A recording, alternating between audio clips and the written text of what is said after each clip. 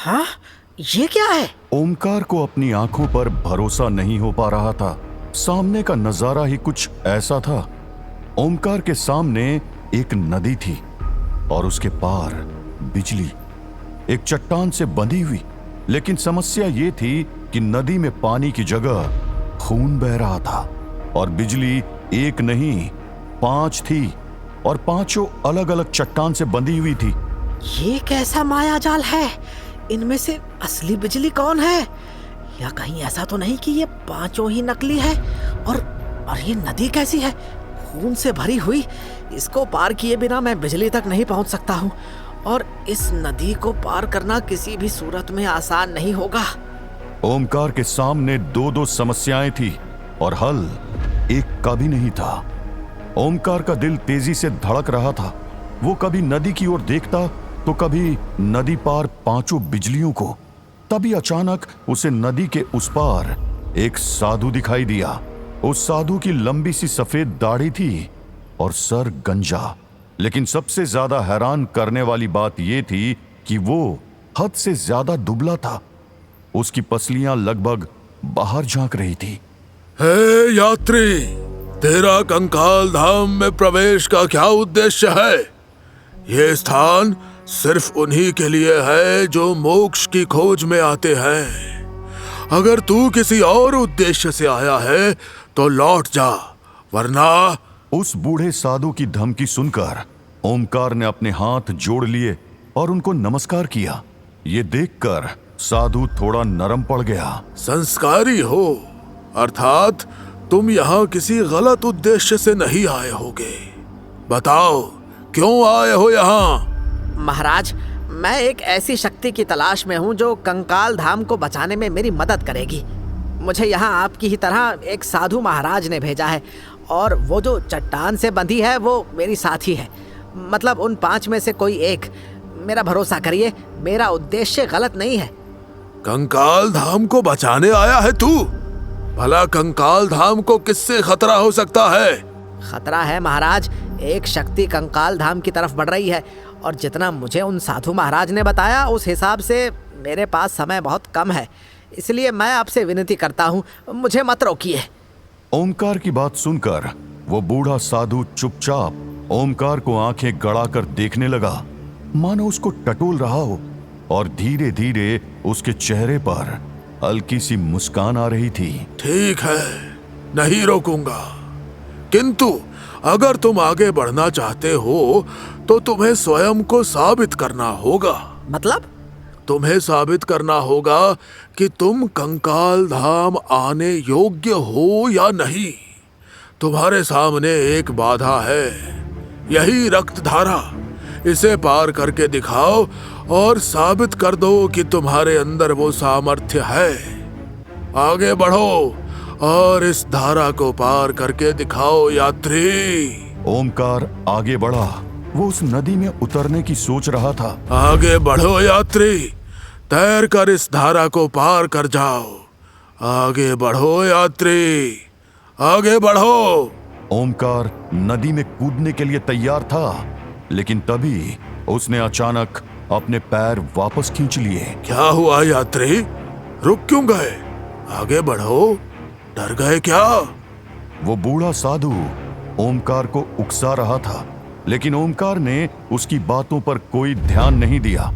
उसने अपने चारों तरफ देखा और उसे एक बड़ा सा पत्थर नजर आया। वो तुरंत उसकी ओर बढ़ा और उस पत्थर को उठा लिया। अगर इस नदी को तैर कर पार करना इतना ही आसान होता तो ये साधु मुझे इसे पार करने को नहीं बोलता। जरूर इसके पीछे कोई रहस्य है। ये नदी शायद नदी है ही नहीं, या ये कुछ और है। मगर ये छुपा मार्ग क्या है? ओमकार ने फिर से चारों तरफ देखा, साधु की बातों को याद करते हुए। उसे इतना तो पता था कि इस नदी को तैर कर पार नहीं किया जा सकता। वो किनारे के साथ साथ चलने लगा, हर पेड़, हर पत्थर, हर छोटी चीज को गौर से देख रहा था। अचानक एक झाड़ी के पीछे ओमकार को एक धीमी सी रोशनी दिखाई दी। वो पास गया तो एक छोटा सा पत्थर का द्वार था, इतना छोटा कि उसमें सिर्फ झुककर ही घुसा जा सकता था। द्वार पर वही चिन्ह था जो पत्थर पर थे। और उसमें से रोशनी निकल रही थी। यहाँ कोई भी चीज बिना कारण नहीं होगी। मुझे देखना चाहिए कि यहाँ क्या है। इस दरवाजे को खोल कर देखता हूँ। ओमकार ने द्वार को धीरे से खोला। अंदर एक छोटी सी गुफा थी। ओमकार उस गुफा के अंदर चला गया। गुफा बहुत छोटी थी। कुछ कदम चलने के बाद वो उसके अंत तक पहुंच गया, जहां एक पुराना धूल भरा संदूक रखा था। उसने संदूक खोला तो उसमें एक पुरानी लाल कपड़े में लिपटी एक किताब मिली। एक और पहेली। देखूं तो इस किताब में क्या लिखा है। अरे ये तो पूरी तरह खाली है। नहीं, इसके हर पन्ने के नीचे कोने में एक शब्द लिखा है। इन सबको पढ़ना होगा एक एक करके। ओमकार हर पन्ने को धीरे धीरे पलट रहा था और उसके कोने में लिखे शब्द को पढ़ रहा था। धीरे धीरे उसे सब समझ आने लगा। विश्वास, इसका क्या मतलब हुआ? विश्वास क्या है? एक और पहेली, या फिर यह किसी का नाम है? नहीं, इस शब्द को मुझे उस पत्थर पर लिखी पहेली से जोड़कर समझना होगा। सत्य का रास्ता चुनो, सत्य, सत्य और विश्वास। और जो दिखता है वो है नहीं, जो छुपा है वही सच है। छुपी तो ये गुफा थी और उसमें भी ये किताब, और उस किताब में लिखा ये शब्द, यानी विश्वास छुपा था। और विश्वास ही सच है। और अगर रक्त धारा को पार करने के लिए सच को मार्ग चुनना है तो इसका मतलब विश्वास का मार्ग चुनना है। और विश्वास किसको काटता है? शक, शंका, डर। तो क्या ये नदी मेरी शंकाओं का प्रतीक है? क्या मुझे अपने दिल पर विश्वास करना होगा? हाँ, मुझे यही करना होगा। यही है वो सत्य का मार्ग। ओमकार वापस नदी के किनारे आया। उसने आंखें बंद की, एक गहरी सांस ली। उसने हाथ नदी के खून से लाल पानी की तरफ बढ़ाया और जैसे ही उसने पानी को छुआ, एक अजीब सी गर्मी उसके अंदर दौड़ गई। नदी का रक्त रूप एकदम स्वच्छ, साफ पानी में बदल गया। ओमकार ने आंखें खोलकर देखा। उसके चेहरे पर एक हल्की सी मुस्कान आ गई। उसने समझ लिया था ये नदी उसके डर और शंकाओं का आईना थी और विश्वास ही इसका जवाब था। वो नदी में उतरा। स्वच्छ पानी उसके शरीर को छूते हुए ठंडक दे रहा था।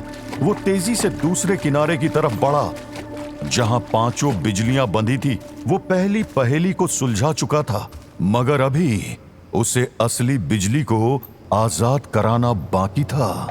ओमकार कंकाल धाम की पहेलियों में उलझा हुआ था। वहीं सिस्टर निक्स रूट नाम की पहेली को सुलझाने की कोशिश में लगी हुई थी। So you want to say कि जनरल रूट ने ही फोर्ट के सीक्रेट्स रिवील किए थे? यस सिस्टर, कर्नल को स्टार्ट से ही डाउट था, बट जनरल के डॉक्यूमेंट्स वैलिड थे, इसीलिए हम उनके मूवमेंट्स को रोकने को ऑथराइज्ड नहीं थे। वो दिन भर फोर्ट में पता नहीं क्या ढूंढते रहते थे। मुझे उनका बिहेवियर काफी ऑड लगा था, but without evidence we were helpless.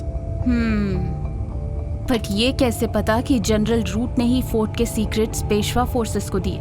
हो सकता है कि ये प्रिजनर झूठ बोल रहा हो। सिस्टर, पेशवाज हमारे एडवर्सरी है, बट इसका मतलब ये नहीं है कि हम उनके पॉजिटिव एट्रीब्यूट्स को निगेट कर दें। मैं इस फोर्ट पर 2 years से हूँ, and one thing that I have learned is that ये पेशवाज झूठ नहीं बोलते हैं। It is like a religious thing for them to speak truth no matter what. चलो, मैं खुद जज कर लूंगी कि तुम्हारा ये प्रिजनर सच बोल रहा है या नहीं। वैसे may I know the name of this prisoner? Yes sister, ये रहा वो प्रिजनर, बाबूराव रघुनाथ देशपांडे।